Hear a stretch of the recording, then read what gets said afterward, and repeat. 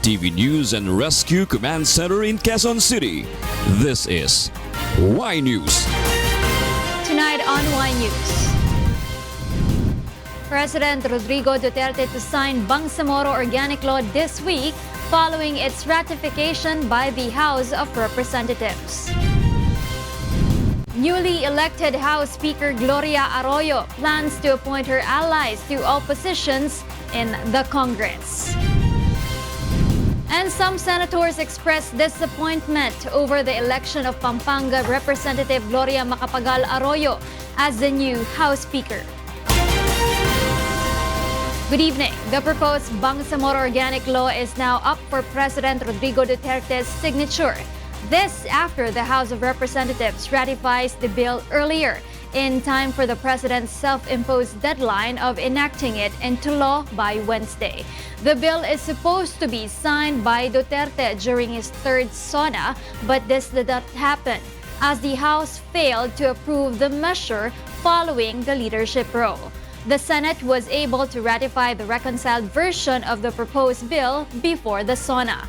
The bill is envisioned to grant wider authority and to establish the Bangsamoro entity that will replace the current autonomous region in Muslim Mindanao. Meanwhile, the Duterte administration has submitted its proposed 2019 national budget to Congress on Monday. The proposal, which amounts to 3.757 trillion pesos, is the first cash-based budget proposal of the Duterte administration. Malacanang is confident that the Congress will pass the 2019 General Appropriations Act on time. Well, this is a test for the new House Speaker, no? Nonetheless, we are confident that because this budget is intended to implement build, which means more projects for all congressmen and legislators as well, that it will be passed on time.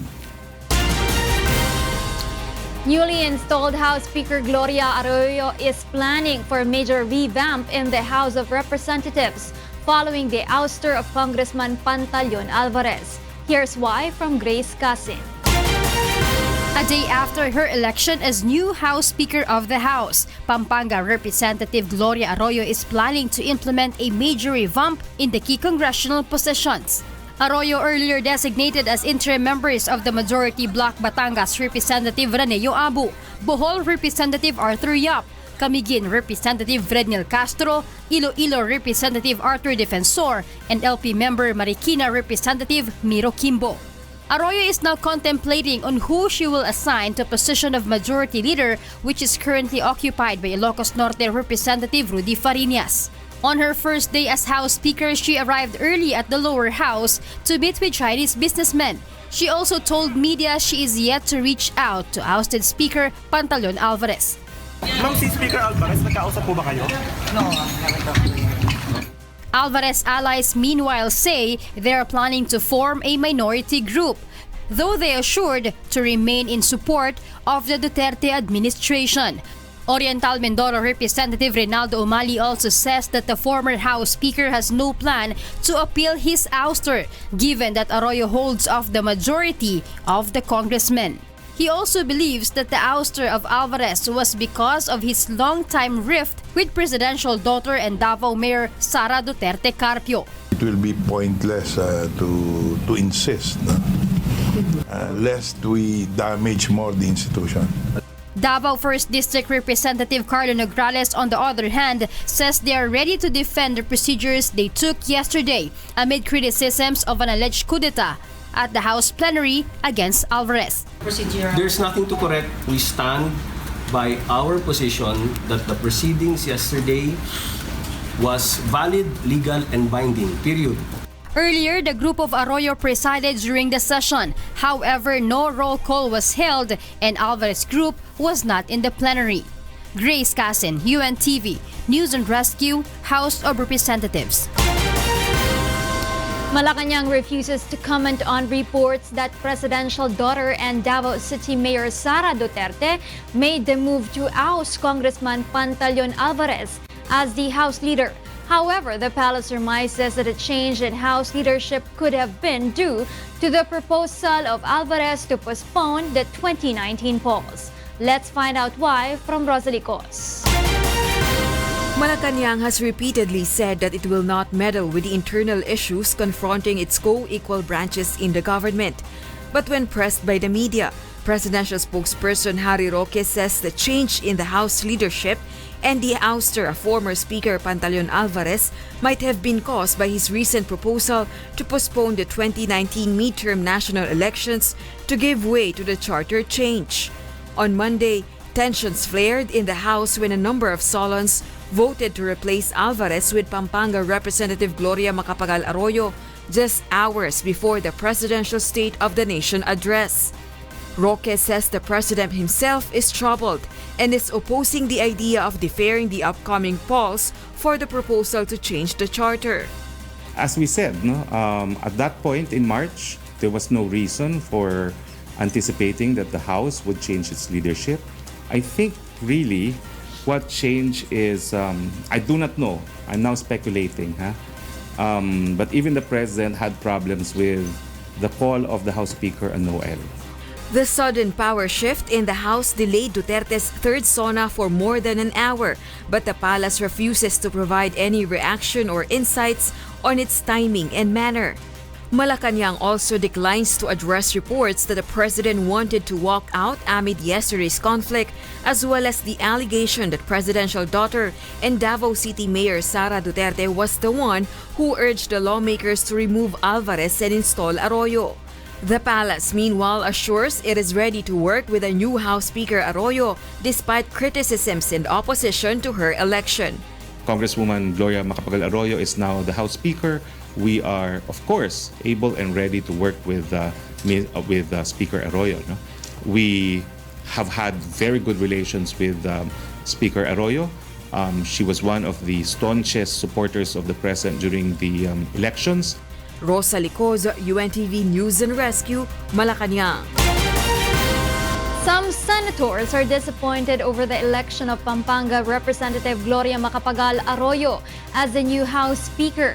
They also cast doubt on the intention of the sudden change of House leadership.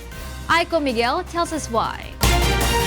Senators expressed disappointment over the nomination and election of former President and now House Speaker Gloria Macapagal Arroyo in a lower house drama that ousted Pantaleon Alvarez.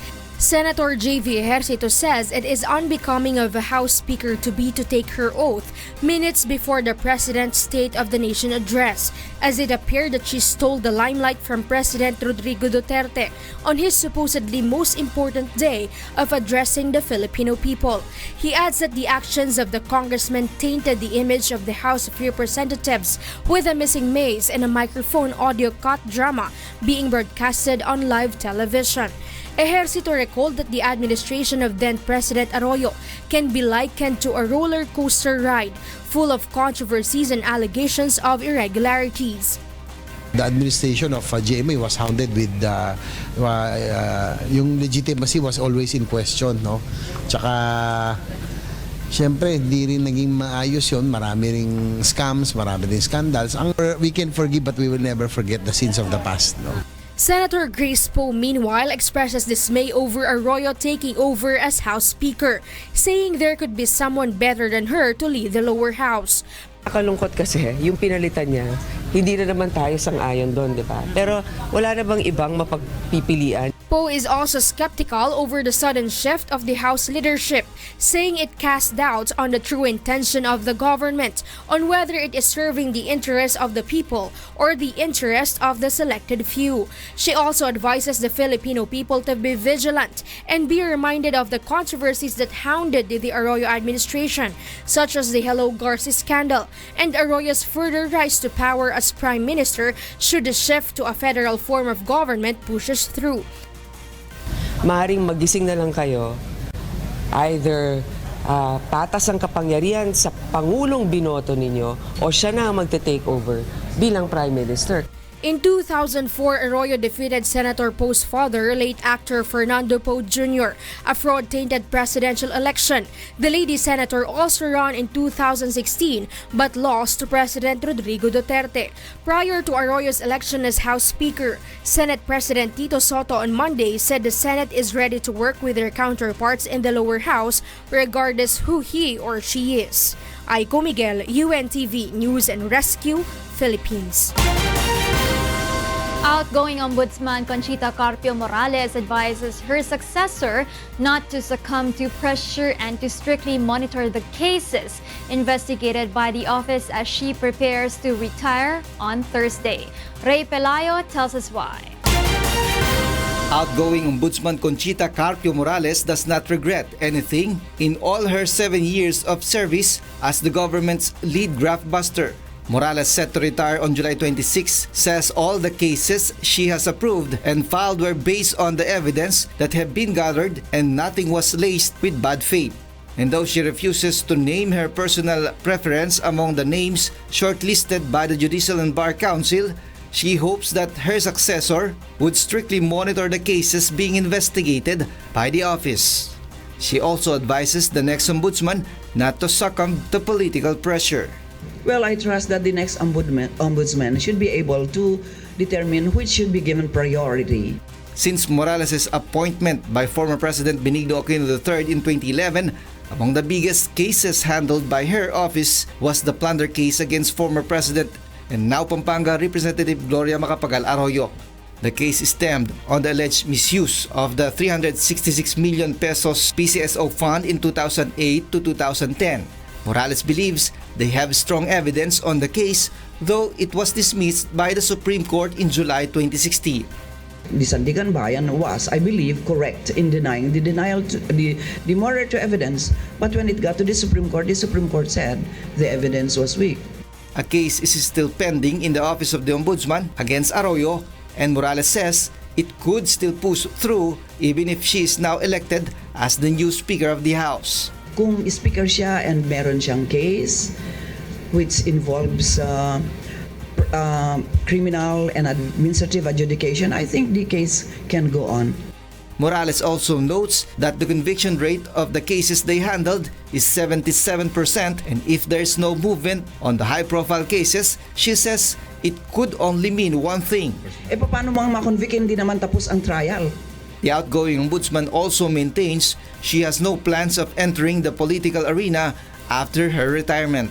Morales' replacement will be known in the following weeks when President Duterte chooses his pick among the JBC's shortlist, which includes Supreme Court Associate Justice Samuel Martires, Special Prosecutor Edelberto Sandoval, and lawyer Felito Ramirez. Ray Pelayo, UNTV, News and Rescue, Quezon City. Several oil companies roll back the prices of their petroleum products today. The price of diesel is down by 1 peso per liter and gasoline by 70 centavos. According to oil industry players, the price adjustment is due to the movement of fuel prices in the world market. Up next on Y News. Occidental Mindoro declares state of calamity following days of incessant rains. Terminated contractual workers troop to PLDT to insist their rights under the Labor Department order. And Wish 107.5 hailed as Best FM Station in Animo Media Choice Awards. Thank you for keeping me company in the first part of Y News. More reasons behind the stories with Angelo Castro III and William Thio after this quick break. Welcome back to Y News. We pick up from where Rheena Villamor-Camara left off. I'm Angelo Castro III. Here are the headlines. Consumer Group claims the Department of Trade Industry suggested retail price is overpriced. The Philippine National Police is set to launch intelligence operations against rice hoarders in the country. And critics hit President Duterte's promise to continue his relentless campaign against illegal drugs. Good evening. classes on Wednesday have been suspended in some areas amid threats of more rains and flooding due to the enhanced southwest monsoon. As announced via their social media accounts, the Olongapo City government is canceling classes in all levels in public and private schools on July 25, while classes in Masantol, Pampanga will be suspended until Friday. The province of Occidental Mindoro is currently under a state of calamity following days of incessant rains. Ray Pelayo will tell us why. The weather may be fair now in Occidental Mindoro, but non-stop rains in previous days has forced residents to stay in evacuation centers. Several residents were permitted to return to their homes in flood-affected areas of Santa Cruz, Abra de Ilog, Sablayan, and Manburao. May mga lugar na lang na meron pang tubig na napakababa na. According naman sa report ay more than 60 to 70% ay umuwi na ng kanilang mga bahay. However, around 5,000 evacuees remain in temporary shelters as their houses are still submerged in high flood water. Pag sila po ulit, tumaas na po ang tubig dito, mga hanggang dito na po. Tapos yun, nagmadali na po kaming lumikas dahil ang bilis po talaga ng taas ng tubig eh. Kaya yun po, pinaligas ko na po ang aking pamilya. The provincial government of Occidental Mindoro declared a state of calamity to help affected residents. 3 consecutive cyclones, Henry, Inday, and Josie, battered the country for the past 2 weeks.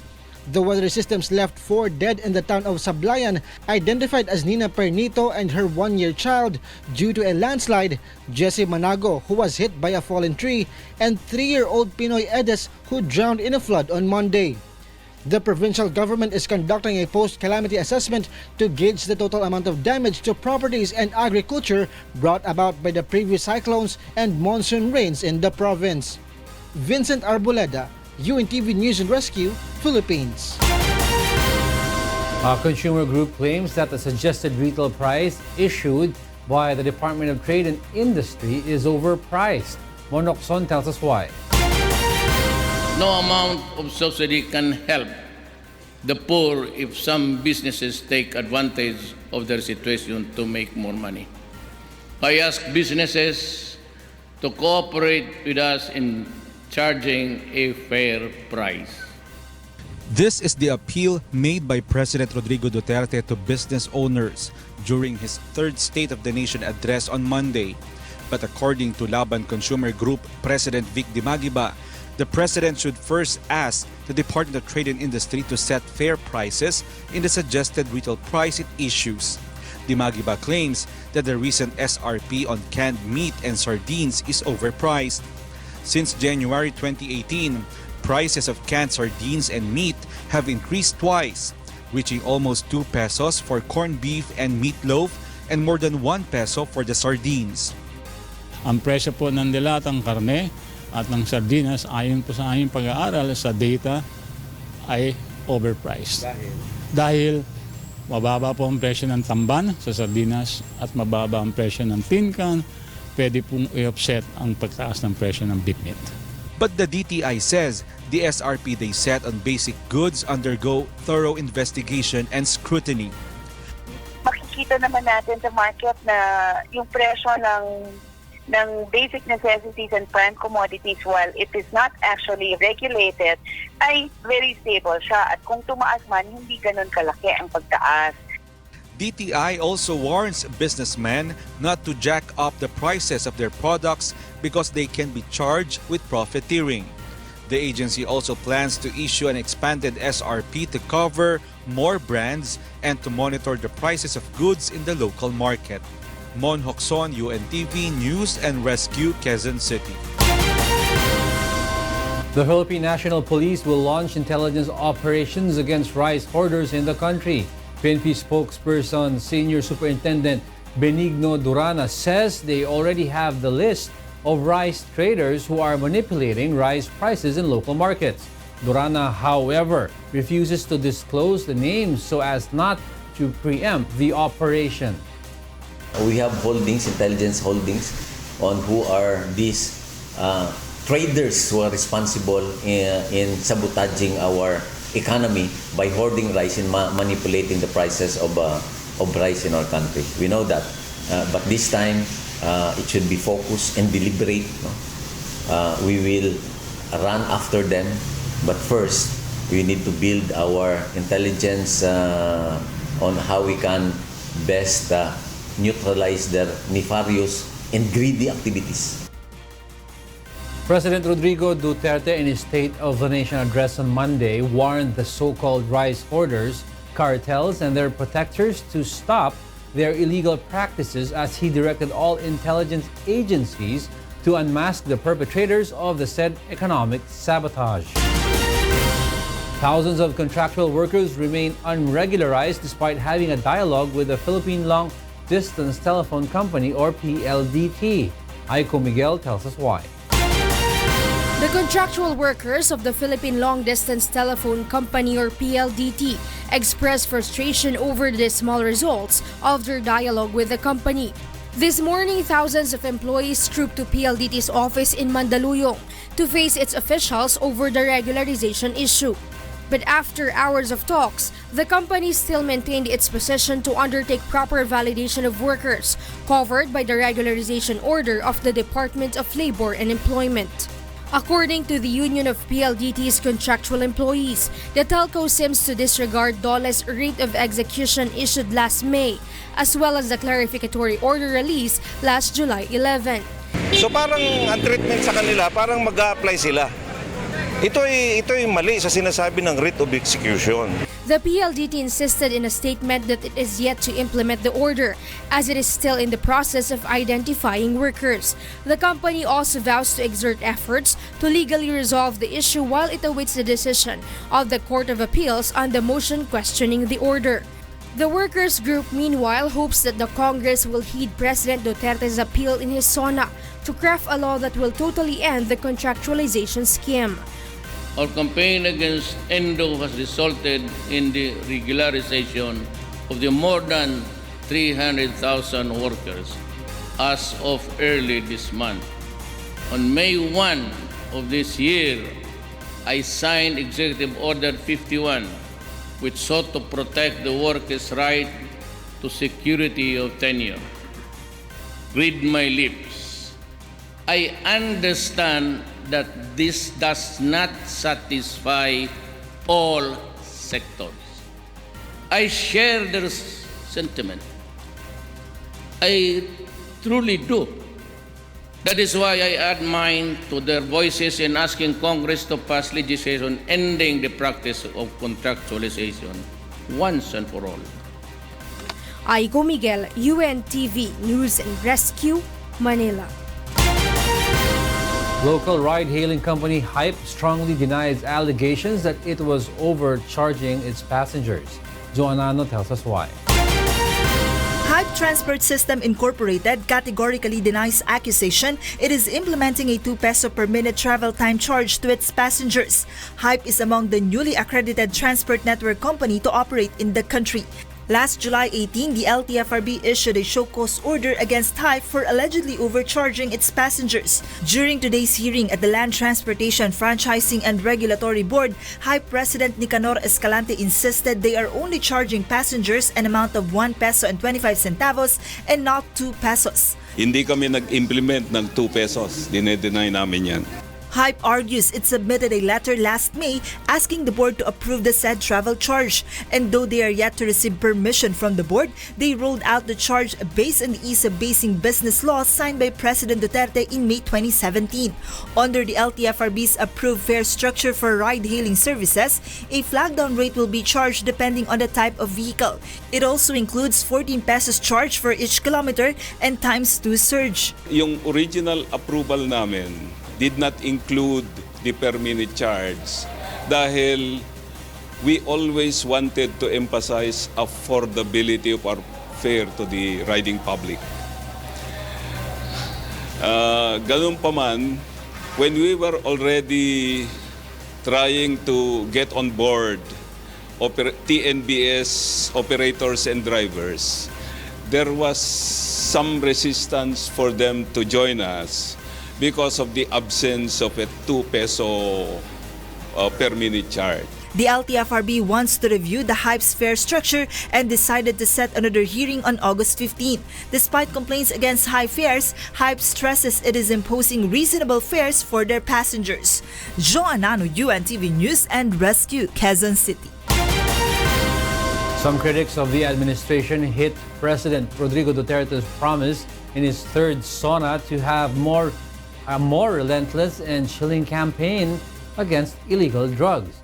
Meanwhile, recent Pulse Asia survey results show that more Filipinos see fighting drugs as Duterte's top achievement. Let's find out why from Victor Cosare. President Rodrigo Duterte refuses to stop his campaign against illegal drugs, even promising more relentless operations during his State of the Nation address on Monday. The illegal drugs war will not be sidelined.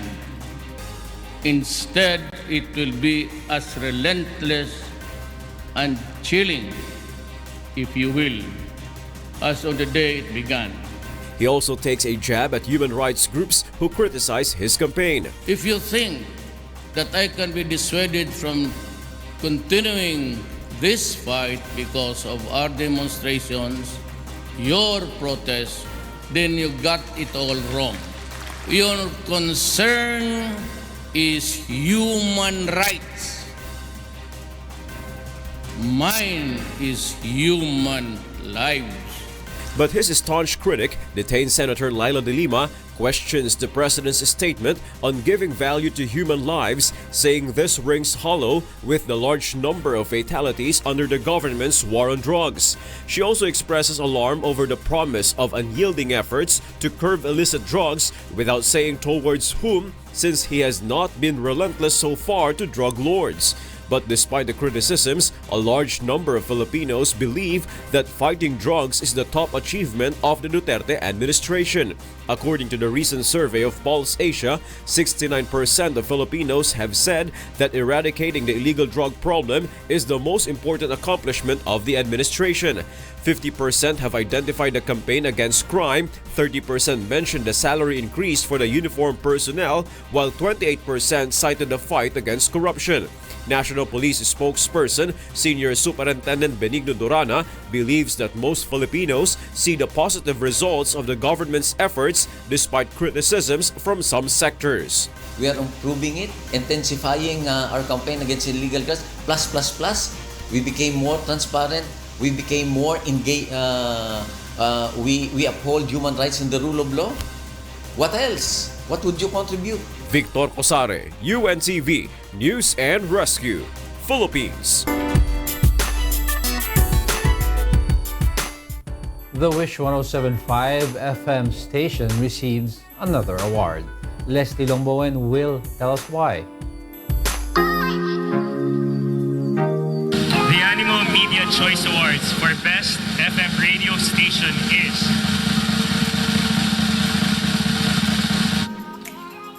Wish 107.5.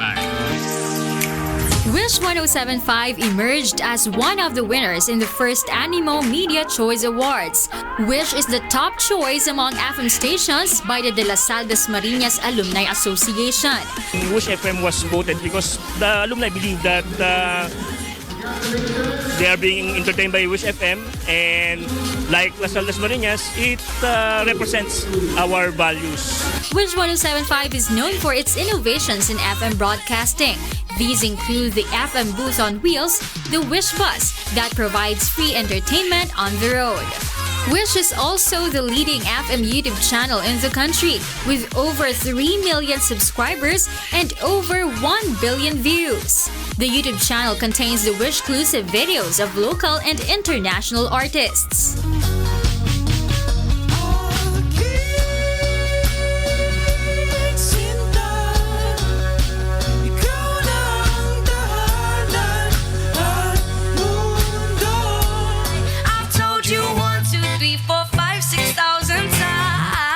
Haven't I made it obvious? Yeah, I'm so bad. Best that you hide. I guess you're digging the show.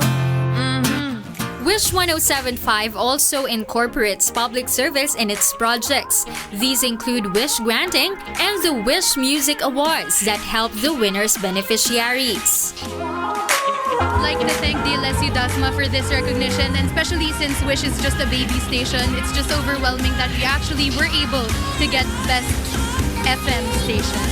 Nakakatuwa na minimimic na ng tao yung Wish 1075. So to be part of something bigger than ourselves here, DJ Alice and I are very flattered and honored to be carrying out the plans and ideas of Puerto Daniel Resort. Meanwhile, Wish Jock Alice and Wish Jock Robin were also nominated for Best FM DJs. Lassie Longboan, UNTV News and Rescue, Dasmariñas, Cavite. Up next on Y News.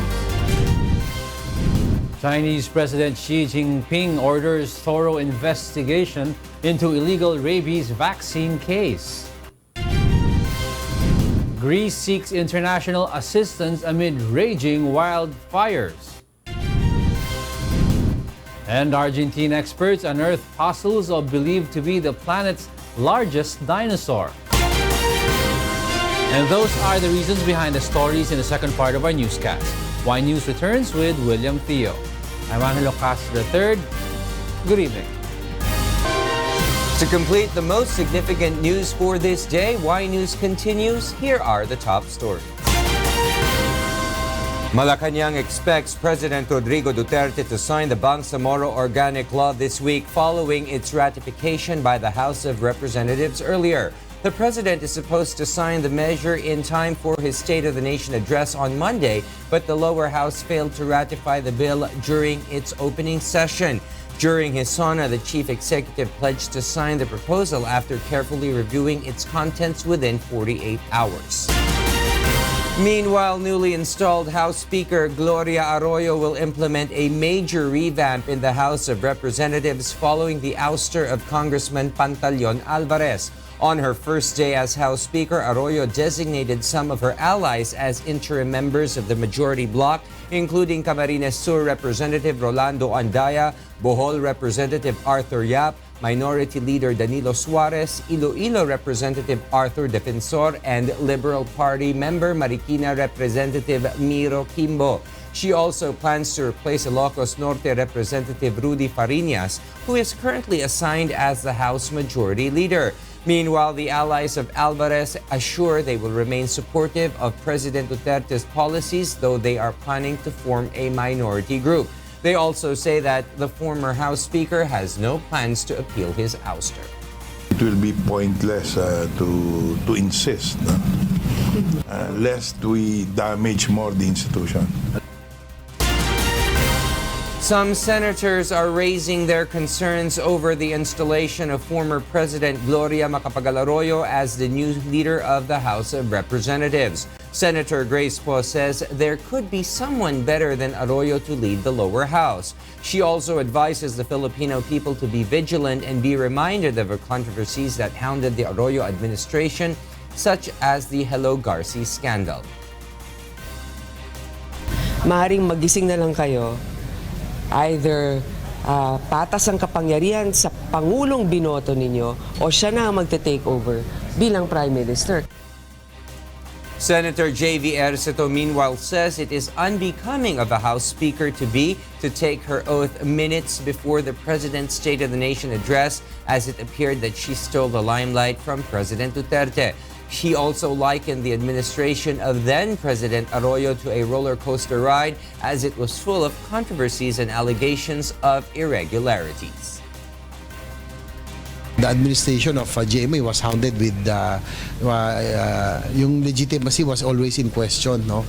Tsaka siyempre hindi rin naging maayos yun, marami ring scams, marami ring scandals. We can forgive but we will never forget the sins of the past, no? In other news, a consumer group claims that the suggested retail price issued by the Department of Trade and Industry is overpriced. According to Laban Consumer Group President Vic Dimagiba, the recent SRP on canned meat and sardines is much higher than actual prices.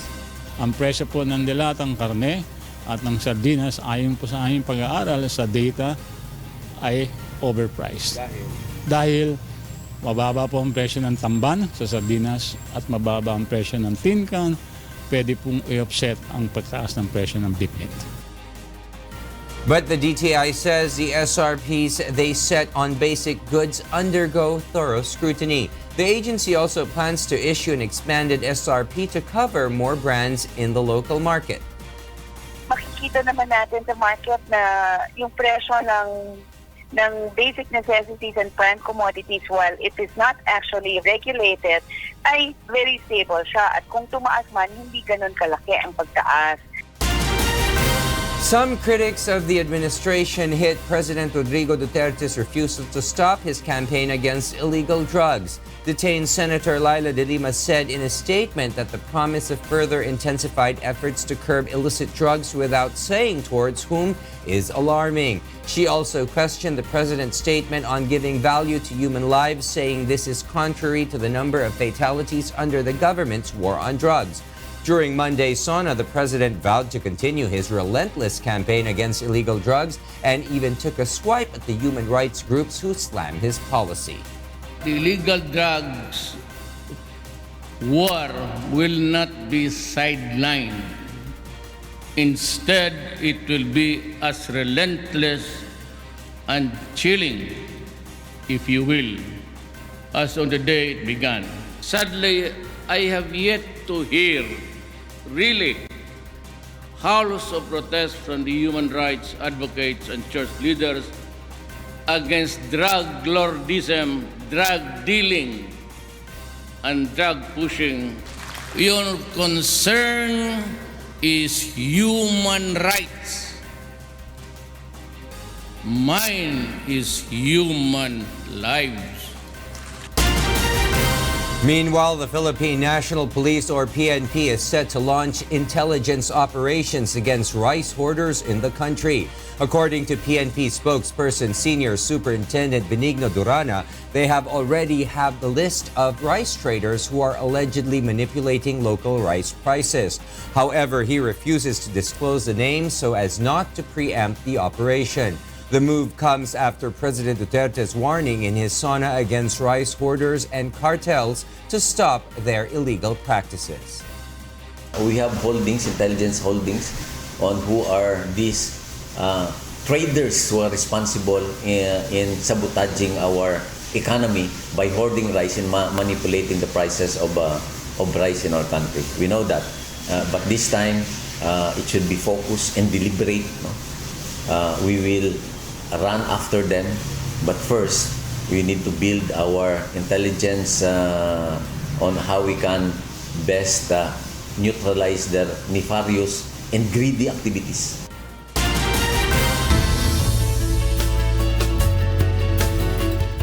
Umbrellas are still a must-have for residents of areas of Luzon and Visayas. Leslie Longbowen is at the UNTV Weather Center to tell us why. Leslie? Yes, good evening. The LPA Pag-asa was monitoring is now a tropical depression but is still outside the Philippine area of responsibility.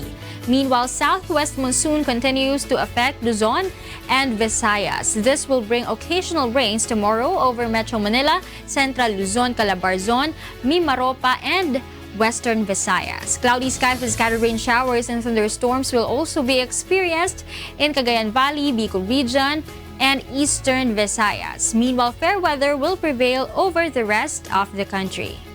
Forecast shows temperature in Metro Manila tomorrow will range from 23 to 30 degrees Celsius, 16 to 19 degrees Celsius in Baguio City, 26 to 32 degrees Celsius in Metro Cebu, and 25 to 33 degrees Celsius in Metro Davao. Tomorrow, the sun is expected to rise at 5:38 in the morning. That's the weather forecast. Back to the studio. Thank you very much, Leslie Longbowen from the UNTV Weather Center.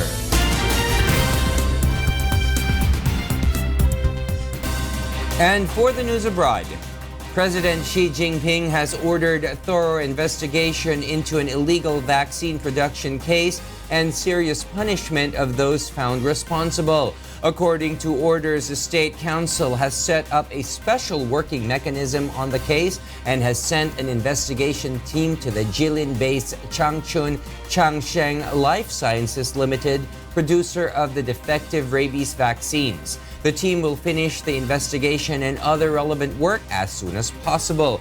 Earlier this month, the Changsheng Life Sciences Limited was found fabricating production records and product inspection records, arbitrarily changing process parameters and equipment during its illegal production of freeze-dried human rabies vaccines. The Chilean civil authorities are investigating 36 accusations of sexual abuse against bishops, clerics, and lay workers in the Roman Catholic Church. The investigations are among 144 reports of sexual abuse implicating 158 church workers made since 2000. The National Prosecutor's Office says they had met with the Chilean church and sought to agree to a coordinated approach that would help advance these cases.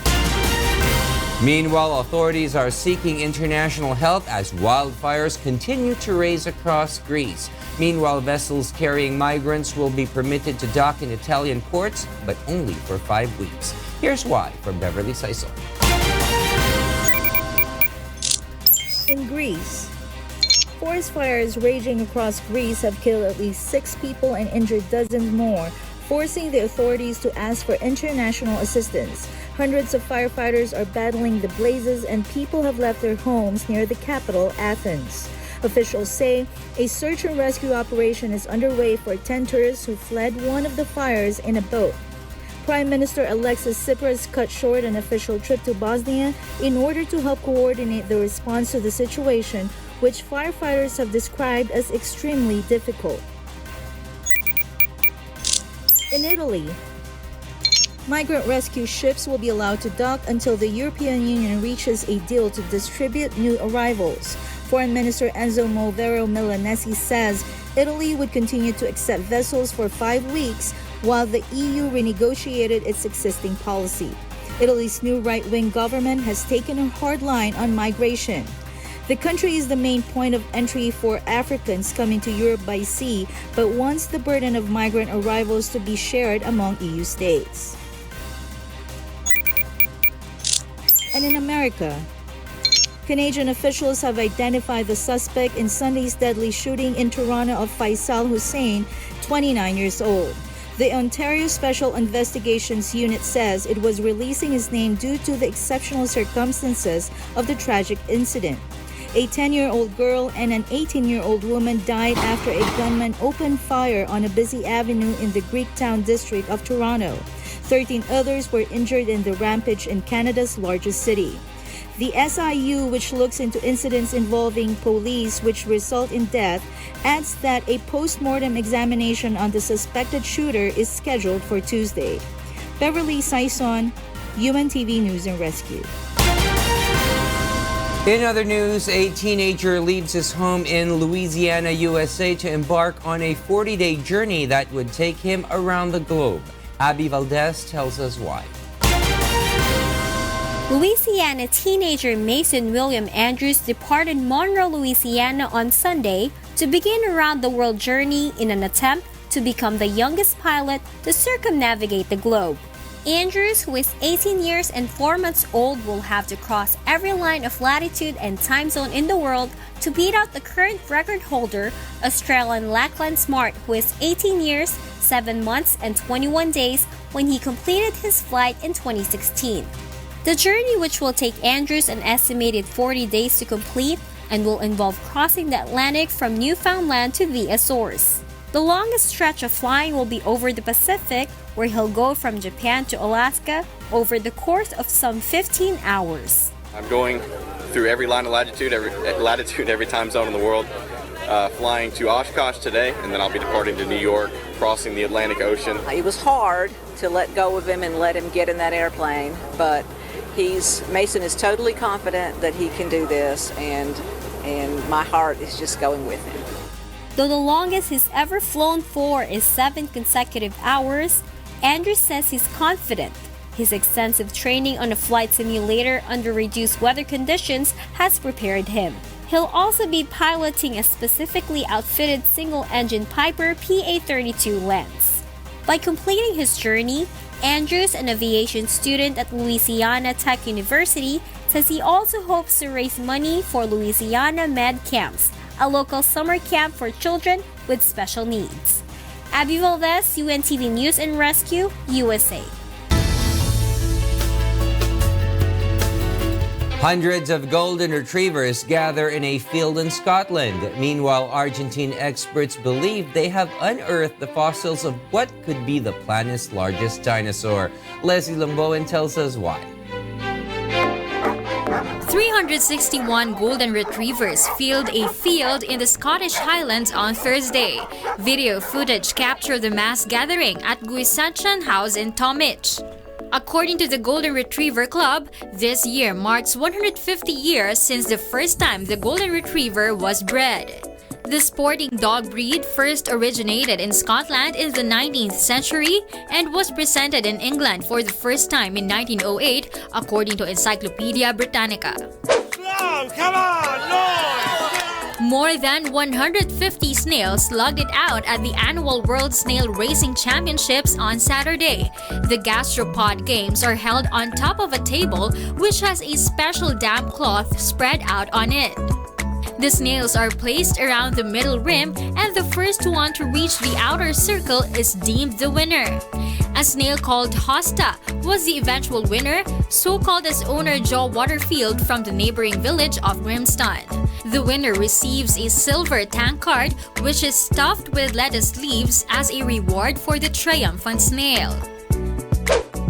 Scientists have unearthed in northwestern Argentina fossils of the earliest known giant dinosaur.